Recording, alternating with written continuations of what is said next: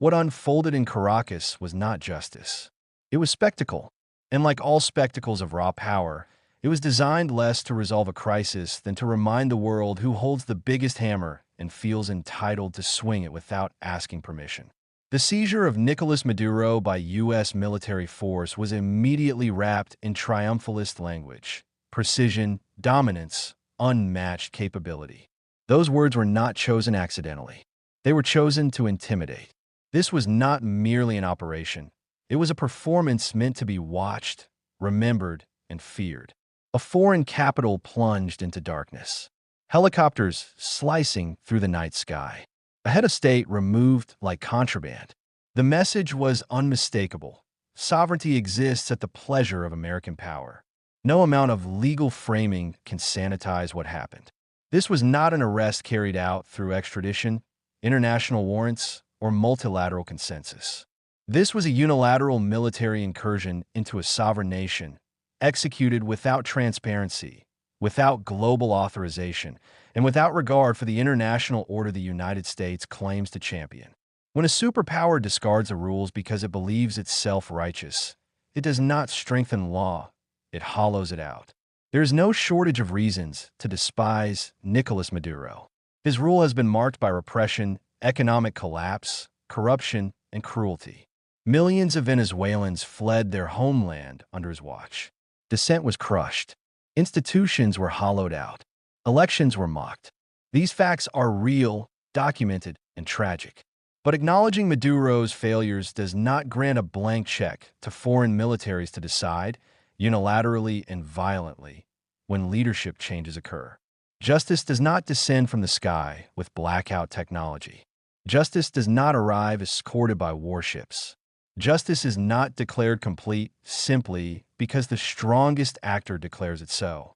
When force replaces law, justice becomes whatever survives the blast radius. The administration's tone in the aftermath was perhaps the most revealing element of all. There was no humility, no recognition of gravity, no acknowledgement of the precedent being set. Instead, there was boasting, gloating, comparison shopping with past assassinations and raids, as though geopolitical upheaval were a highlight reel. The absence of American casualties was celebrated as moral proof, as if the value of human life stops at citizenship.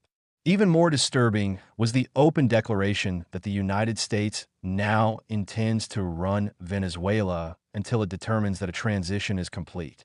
This is not stabilization. It is occupation repackaged with better branding. History has seen this script before, and it never ends the way its authors promise.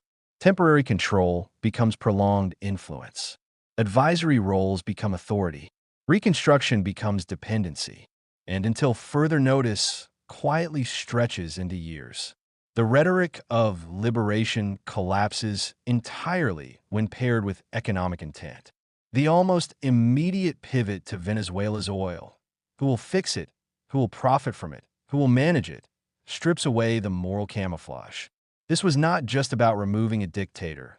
It was about reclaiming assets, securing resources, and reasserting economic dominance. When bombs precede contracts, the claim of altruism becomes laughable.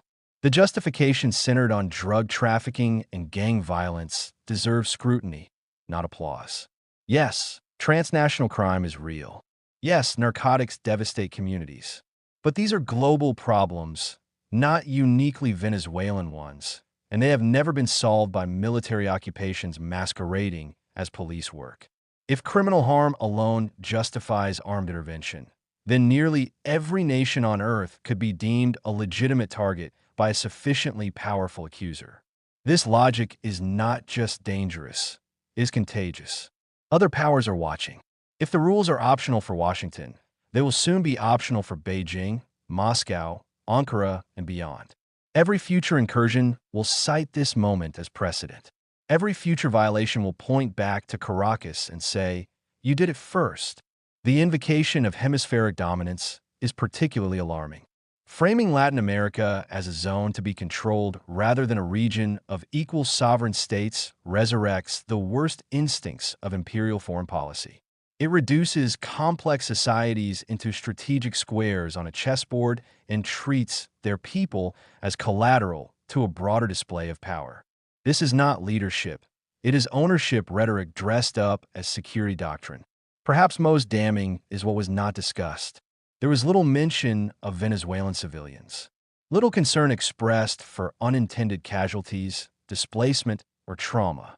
Little acknowledgement that foreign military actions, no matter how precise, ripple outward in unpredictable ways. Power that refuses to account for those it affects is power that has abandoned moral responsibility altogether. And what of the Venezuelan people themselves? Their voices were conspicuously absent from the victory narrative. Freedom was declared on their behalf, without their consent, without their participation, without even the courtesy of consultation. Liberation imposed from above has never produced genuine self-determination.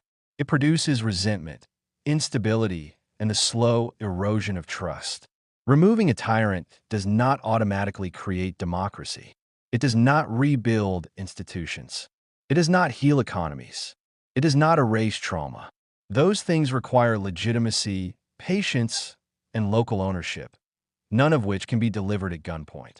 Declaring success before Venezuelans have chosen their future is not optimism. It is arrogance. The broader implications are chilling. A world in which the most powerful nation openly declares that it can seize leaders, manage countries, and redraw political outcomes without international approval is a world sliding backward. The norms that prevent chaos, imperfect as they are, exist precisely to restrain this kind of behavior.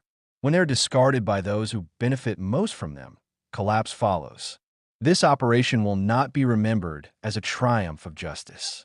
It will be remembered as a moment when restraint failed, when power mistook itself for morality, and when the language of freedom was weaponized to excuse domination. It may intimidate rivals in the short term, but it erodes credibility in the long run. Fear is not respect, and silence is not consent.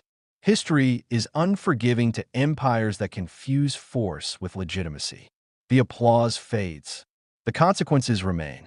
What looks like control today often becomes chaos tomorrow. And when the reckoning comes, it rarely asks who started with good intentions.